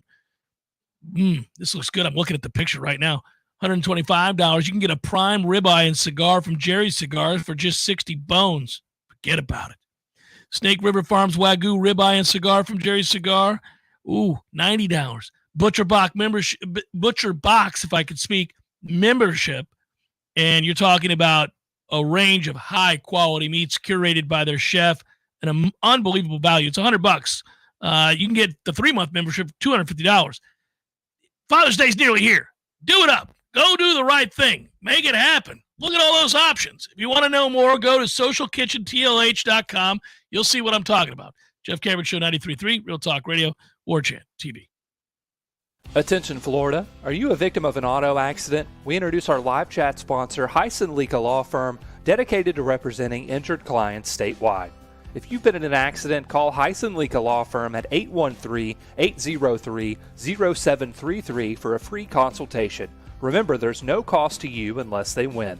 Your interests come first with Hyson Lika Law Firm, the name you can trust for justice. Call 813-803-0733 now or visit HysonLikaLawFirm.com. Hyson Lika Law Firm, your advocate in times of need. Independent Mortgage Corporation. Sellers, are you stuck between wanting to sell your home and waiting for rates to fall? Are you worried about the contingency of having to sell your home? What if you didn't have to? With a 2-1 rate buy down, you can lock in a lower interest rate for the first 2 years of your mortgage and get the home you want now, all while having a higher chance to buy that next home with the contingency of selling yours. If you wait for rates to fall, you risk more competition, sellers less likely to wait, and paying more for that next property. If you're stuck, we need to talk. Give me a call at 954-369-6171. Again, this is Shannon Young with Fairway Independent Mortgage Corporation. That's 954-369-6171. And don't forget, for every loan we close for our fellow Knowles, I will personally donate $250 to the Battle's End. Equal housing rent. NMLS number 373031. Hey, let me tell you about my friends at Tried and True Consulting, a Seminole-owned business that specializes in payments and business solutions. Tried and True's core expertise includes card, ACH, point of sale, mobile, e-commerce, and hosted payment solutions. Tried and True will help you reduce costs and increase your bottom line. That always sounds nice. Whether you're a retailer, restaurant, licensed professional, or service industry, Tried and True is saving you money. Tried and True's expertise extends to payroll, video menu ad boards, IT services, web design, and social media. It's time to make one call and tell the competition to take it on down the road. Call Don or Joe today at 844-464-6653. That's 844-464-6653. When you do business with Tried and True, they contribute 10% of the net revenue to the Battle's End. So go Tried and True today. Call 844-464-6653. You probably already know that Pinch a Penny Pools and Spas is your one-stop destination for all pool maintenance needs, offering everything you need from chemicals, cleaners, vacuums, nets, and more. But that's not all. Pinch a Penny also carries a huge selection of premium hot springs, hot tubs paired with easy financing options, making these luxury hot tubs affordable for everyone. And if you have an older hot tub and you're worried about the hassle of removing it, worry no more. Pinch a Penny will not only remove and haul away your old hot tub, but also offer a trade-in value for a credit towards your new one. So why wait? Visit Pinch a Penny's 12,000 square foot showroom today on Greer Road and discover how effortless and affordable owning a fantastic hot tub can be. Find out more at TallahasseeHotSpring.com. That's TallahasseeHotSpring.com. Science-backed, technology-tracked, and coach-led. Hey, Jeff Cameron here. You've heard me rave about the benefits of Orange Theory Fitness and the proven track record of science-backed interval training. Well, now Orange Theory Fitness has done it again, adding more ways for you to improve your health and look your best. In addition to the always great standard workouts, OTF has added Tread 50 and Strength 50 for those in the mood to just lift for an afternoon or attack those cardio goals for the day. Take the guesswork out of exercise. Make sure you're getting the most out of each and every workout. Orange Theory Fitness, location Midtown Tallahassee and Village Square Boulevard. The Jeff Cameron Show, brought to you by Orange Theory Fitness. 2 Tallahassee locations, Midtown on Thomasville Road and Northside in the Village Common Shopping Center. Online at orangetheoryfitness.com. Jeff Cameron Show rolling on a Balls Big Wednesday, baseball-centric one. Doesn't happen every year that your team gets out to Omaha. Real quick side note, jump away from Florida State for a second. I haven't had a chance to really get into anything else, but do want to mention the life of Jerry West. It ends at the age of 86. I don't, some of you love basketball, some of you don't care about it, some of you in between, but he's a legend. He's the logo that you see for NBA basketball. And here's what's crazy, Tom. I don't know if you were aware of this. Not everybody is, but I went back and double-checked this. At the time that he finished his career, he was just the third player in the history of the league to amass 25,000 points. But he was an all-star in every single season that he played professional basketball, and he led the Lakers to the NBA Finals 9 times. He obviously won multiple titles. He was also a 12-time All-NBA selection.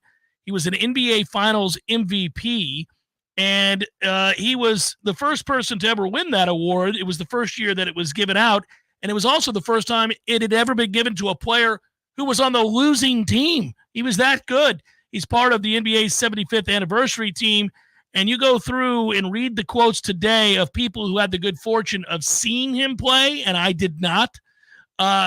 People like Kareem Abdul-Jabbar and others who would talk about him, and they all say the same thing, that he was every bit the player that would warrant being the logo. So rest in peace to Jerry West, who, we should all be so lucky, right, to live a life like that.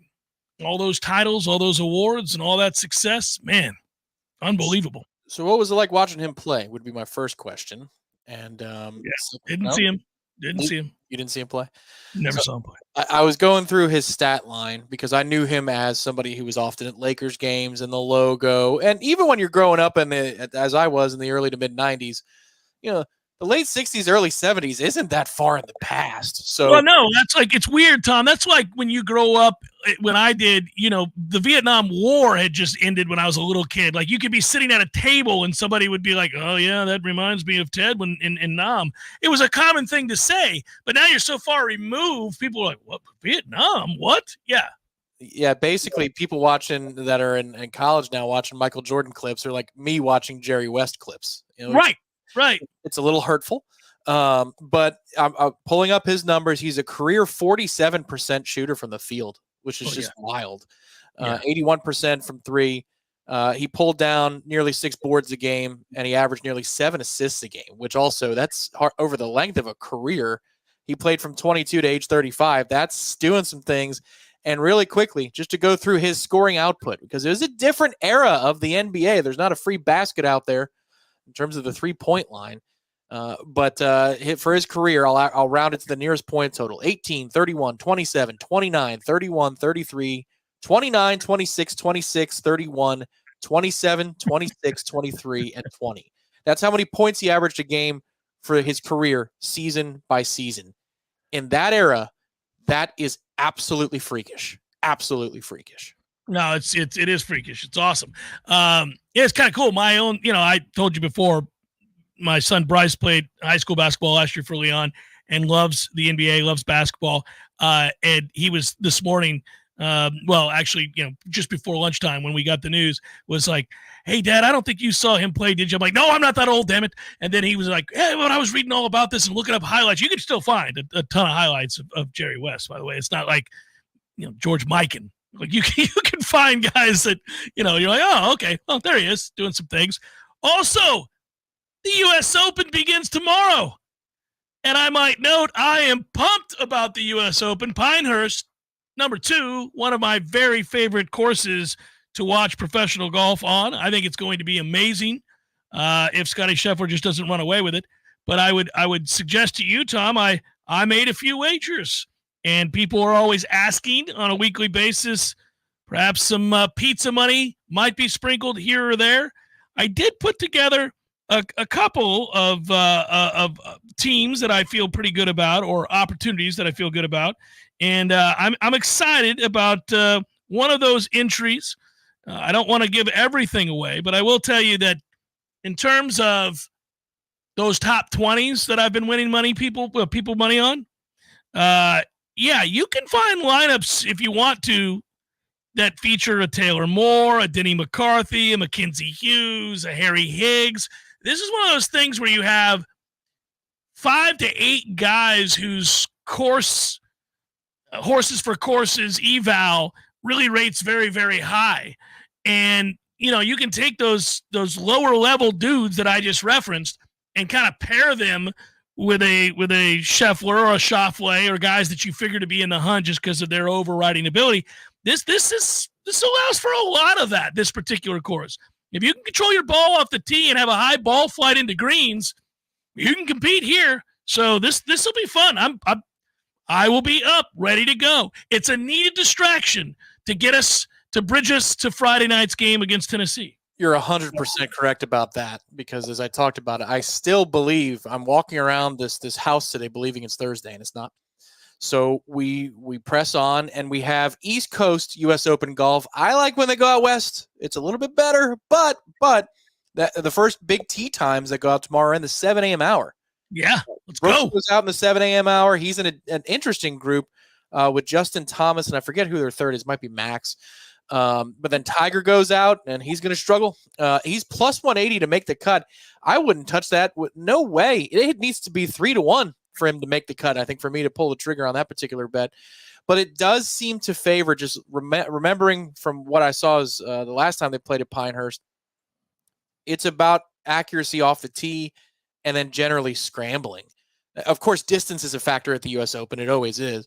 But this one is more about accuracy off the tee and then your up and down percentage, your strokes gained around the green. Is that how you put it in your system to generate a team, or did you do something else? Yeah, I mixed in other factors. I mixed those factors in. I think you want, because these greens are hard to hold and because it's difficult I guess to keep them is the way to say it. I think you want high ball flights here into those greens, and if you have length off the tee and you can hit shorter irons into those greens, like a Victor Hovland right now, whose ball flight is like straight up with those irons. He's not an elite putter, but if he can hold the greens, he's given himself opportunity after opportunity. I wouldn't be surprised if he played well here. You have your standard guys who do everything well. That's why Scotty Scheffler is so good week to week. He kind of does everything well. He's an average to below average putter, but he makes up for it with his ability to get up and down around the green, makes up for it with his accuracy off the tee, makes up for it for the accuracy of his long irons, makes up for it with the short game, makes up for it in every other aspect of golf. So it's like, you've seen all those numbers now. They're like 12 moments where Tiger Woods was better than everybody else at everything that you have to be great at in golf to be great. From like 2002 to 2018, that was true of Tiger. And now the only exception when you look at that record book list is there's like 2 little entries for Scotty F. and Scheffler. So that'll let you know just how good he's been. If you're able to label something that somebody's doing in today's game as Tiger-esque and have that be an apt and accurate description, then yeah, man, this isn't some guy who got hot. This is a dude, an all-time dude. Yeah, because he's doing it week after week after week. This is not Jordan Spieth and everybody falling all over themselves. Rory didn't touch these heights. Now, he's got to get the major count, but he's approaching it quickly. But he's got to get that major count. Those guys ran hot, but the field wasn't like it is now, and then the consistency week to week wasn't like it is for Scotty. He's always at the top. This is a small stretch. He'd have to do it for another 10 years to be like Tiger, which is why Tiger is the most absurd player that ever lived, because of the consistency of what he did. But still, he is the odds-on favorite, and we're back to having those pre-tournament boards like they will have for the Open Championship next month and you see those chalkboards outside of the bars where they take your petty wagers. Oh yeah. You can have a Scotty versus the field bet and it actually be a compelling bet. Well, on the subject of gambling, not everybody's cup of tea, but they'll care if I relate it to Florida State.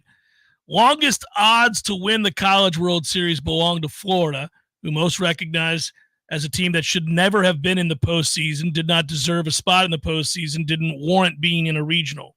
Also, sadly, most would also recognize that they're capable of winning the whole thing. So that's the tough part about this whole situation. They just needed to get a modicum of pitching because they can really hit, and they found some of that in the postseason, and here they are. But they're plus 1,300 if you're looking at the Hard Rock. The next longest odds to win is a tie between Virginia and NC State. Then it's us, Tom, at plus 850. Now, from there, the teams with the best odds to win the World Series are Tennessee, Texas A&M, and Kentucky, all pretty close to one another. And then smack dab in the middle, North Carolina has better odds to win the national championship than does Florida State. And I say you go to hell with that nonsense. Well, I mean, they're not coached by Mac Brown. They're actually pretty good. They had a good run down the stretch, too. They're really good. They've got very good players, yes. They were the most electric and consistent team in the ACC, which is a very good conference. Value bet for me, it would be NC State. Yeah, because they're playing great right now, yeah. 8.5 is a good number. I mean, they're basically saying it's outside what the law of averages would dictate. Simple math. There's only 8 teams there. We don't have a 1 in 8 chance. We got worse than a 1 in 8 chance. That is inherently value. So sure, I would say go on and pick them. Now, my question is, if you place that FSU to the College World Series wager, are we done here? Did you collect on your nice? Yeah, I collected.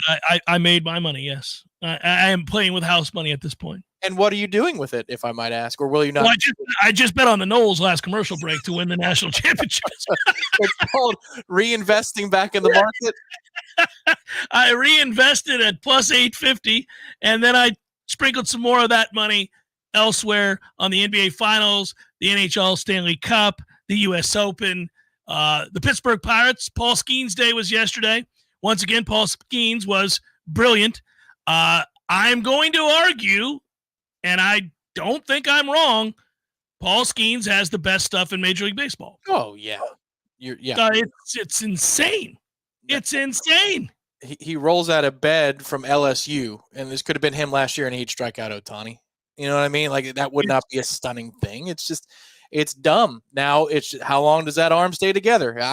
We said the same thing about DeGrom when he was doing his thing for us. It's like, well, you really have to live in the moment and appreciate life when you have a guy who throws over 100 miles an hour on every pitch. I will tell you, Tom, though, and I want everybody who can relate to this. This is fandom. This is something you understand. So last night, Tom, it's Paul Skenes' night. I hate the Cardinals. So of all things, I'm like, on my birthday, Paul, let's deal against the Cardinals. And we go as a family. You want to talk about an innocent birthday. Nary a drop of an adult beverage. I went and had ice cream with my wife and kids. And we get home in time to watch the game. And I'm watching the game, and it's been a lovely birthday. And I got sweet presents and thoughtful cards. And gosh, it's as wholesome a birthday as I can have. And as you might expect, right? And I'm watching the game, and at one point I'm just going to tell you this. It was in the 7th inning. I dropped at the top of my lungs while the family was not in the room, an MFer.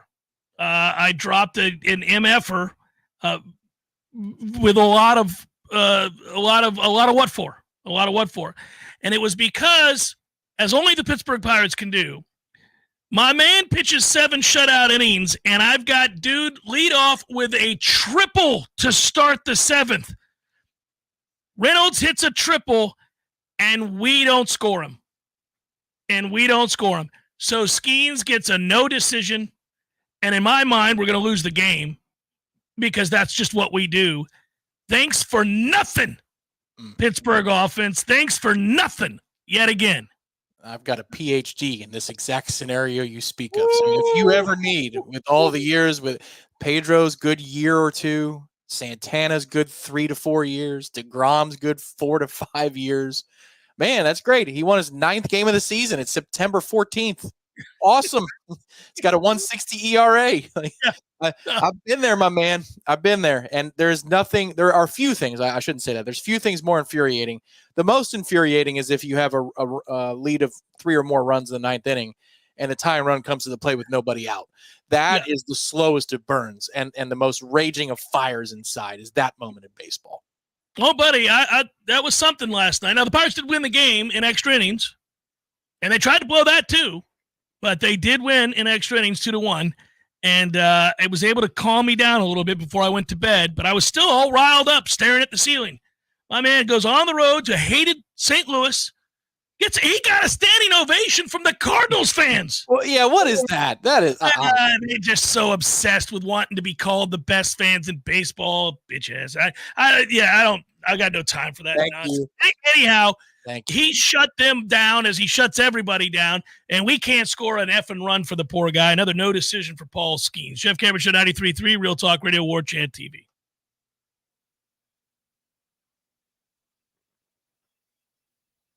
Your local news now. A father and son were rescued after a weekend fishing trip went wrong, and the pair were tipped into the waters in Wakulla County. The pair were fishing about 300 yards from the St. Mark's Lighthouse when another boat passed by, leaving behind a wake that sank the duo's watercraft. The pair was launched into the water, and a Good Samaritan in a kayak stopped to help the two, who were stuck, treading water for about 20 minutes as they waited for help. The son had a life jacket on, and a school resource officer with WCSO, who works as a boat handler during summer breaks, happened to be patrolling nearby and was able to come to their aid. Teachers across Florida are expected to get raises under the new state budget. Governor DeSantis announced during a news conference Monday he will authorize a $1.25 billion to increase teacher salaries when he signs the budget. The increase is more than what was budgeted last year. The Florida Education Association wants to see more state investment, though. Florida is ranked last in the U.S. when it comes to teacher pay. This is Rachel and A with your Real Talk 93.3 local news update brought to you by McLemore Systems, Tallahassee's go-to Mac store. Check them out online at McLemoreSystems.com.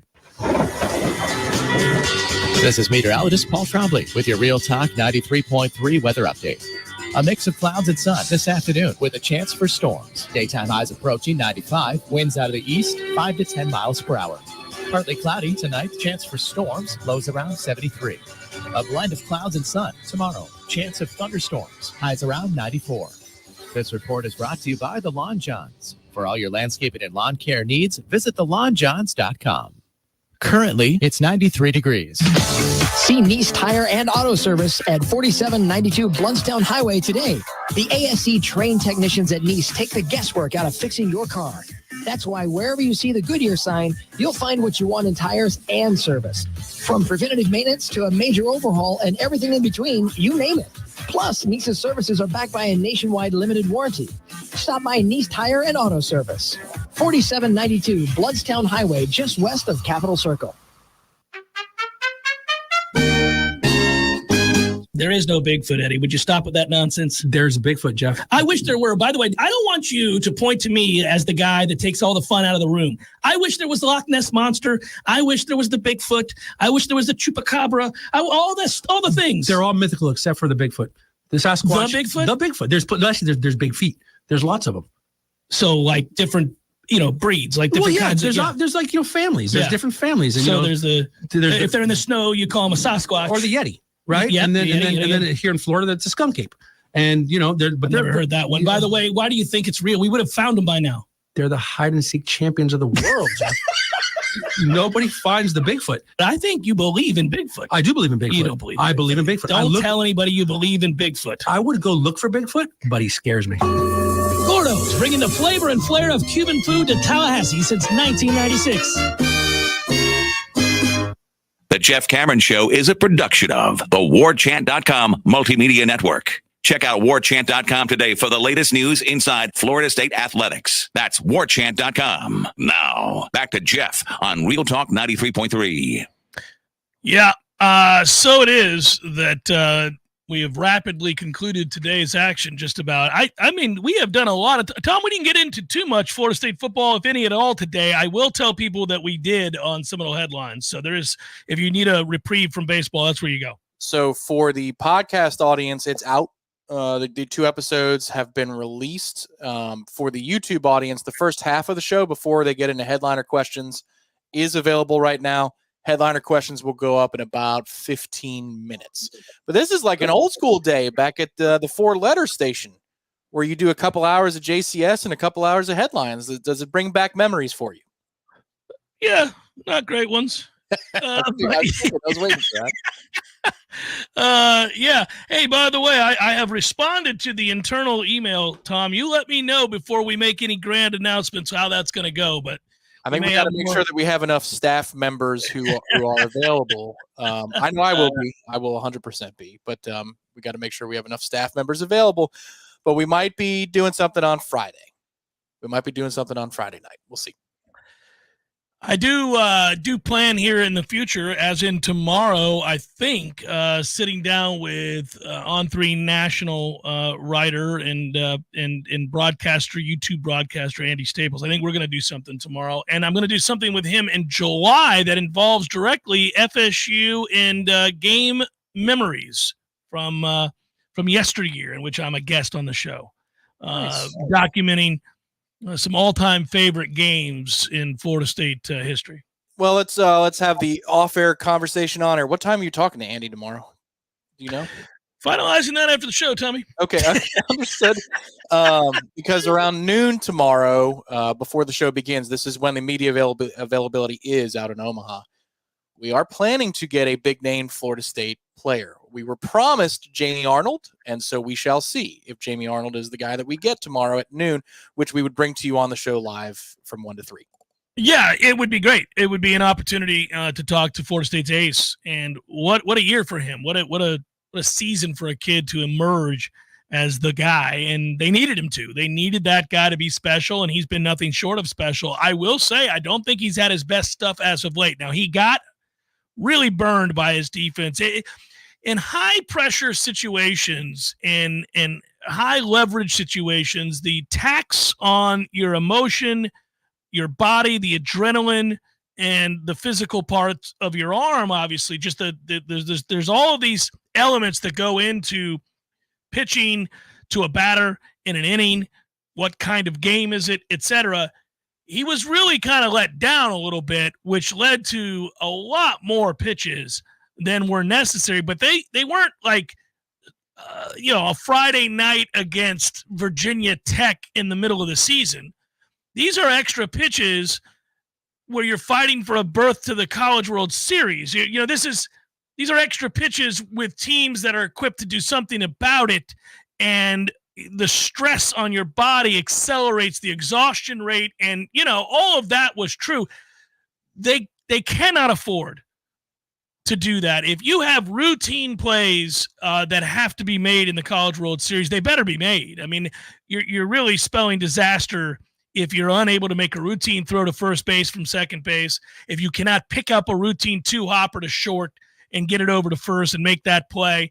If you reach in for, a baseball in your glove and you can't get it out, and you do one of those reach, regrip, grip, regrip things, and you can't get the force out. Now, they did get the force out, but you know what I'm saying? You set yourself up for a lot of problems, and moreover, you lose your starter an inning and a half sooner than you need to lose him because you couldn't make routine plays. That just cannot happen in the postseason in Omaha. I just liked how we were able to fight through that as a team, and how Jamie got to see a lineup that was ready for his stuff and was able to foul his stuff off. They weren't blown away by his fastball. They were routinely fouling off very good pitches. In a way, just listening to Brad Vanderglas' description of what Notre Dame sent to Omaha 2 years ago, it's almost like Link was taking on Link's old team and Brad's old team at Notre Dame, because all those dudes were old at UConn. Mm-hmm. All of those dudes were old, full of experience, full of toughness, and they had been through, Division III. They had been through the lesser tiers of college baseball. They've climbed to this moment. So they believed that they were a team of destiny, and they played with that belief even after 24-4. Look how they came out the next day. That challenge, I'm not saying it guarantees anything on Friday night, but I just love that we saw that. Because if it was 16-4 on Saturday, it would have been really fun to watch on Saturday, but I don't think you learn very much about yourself. They had to learn some things about themselves, even though that they've skated to a 5-0 postseason. That was a valuable win, the way it went down, because Tennessee will be ready for anything in terms of stuff. Yeah, I would have preferred a rocking chair game, but I get it. You probably get a lot more out of the game that we ended up winning after all. By the way, before I sign off on the day, another reminder for our friends at Tried and True Consulting. These are your friends, too. They're making you money. They're saving you money, and they're making you money. That is a wonderful, wonderful concept, right? I'm going to save a little bit. I'm going to make some more money while I save. This is incredible. You get to choose between one of 3 offers going on this summer right now. $1,000 off point of sale system, no gateway charges for a year, free video menu or ad board when you become a Tried and True client. Offers being extended now through July 31st. These guys are Knowles. I work with them directly. They're doing an amazing job. I'm proud to have this affiliation with them. By the way, don't forget they're going to give 10% of their net revenue to the Battle's End. Knowles helping Knowles out here, guys. Call Don or Joe today, 844-463-6653. That's 844-I'm4Knoll. You can see their QR code is on your screen right now. Beepity beep or whatever you do with your phone there, and click that button and you'll see all that you can do. Tell them that you want the Jeff Cameron Show special. Call them today, 844-463-6653. Tomorrow's only Thursday, Tom, as you have pointed out several times, and now I'm obsessed with that. You're starting to feel it, right? Yeah. I'm getting pumped, man. It's been a minute. We'll have the U.S. Open in the background for both days. And, hey, that brings up the memory. That's why you wore the hat that you wore on Monday, which was from the College World Series appearance where Tiger won the U.S. Open on a broken leg. So, if you bust that hat out tomorrow, you are guaranteeing theatrics on Sunday at Pinehurst, which – depending upon if we're in the winner's bracket, that's a complicated deal. That's a stressful deal, yeah. The winner's bracket is at 6 p.m. and that is you got multiple TVs, baby. It's all right. That's 6 Central. So the U.S. Open should be wrapped up by 7 Eastern. I think we should be done by then. But that Sunday would be either way. It's going to be chock full of sports. But it would be a nice little. Watch the Father's Day, Sunday Open, U.S. Open round, followed by Knowles baseball. Quick prediction here. Okay. Amateur psychologist. Tom knows I love to do this. I'm going to go ahead and first guess this. I don't think you have to be a genius. And I'm rooting for this to be wrong. But I saw where Rory and his wife, who had filed for divorce, have now pulled the plug on that and have attempted to reconcile. Tom, I'm just going to let you know it never works. They'll be divorced within a year. There's zero chance that's going to work. I just want to get out in front of it, Tom. I'm not proud of that. I'm just letting you know it ain't going to work. I thought there was going to be a gambling angle on it, but okay. It's just me telling you it ain't going to work. I read it and thought, oh, great. I hope it works out for him. No chance. Say goodbye, Tom. Goodbye. Goodbye, everybody. We'll talk to you tomorrow. Until then, peace. Be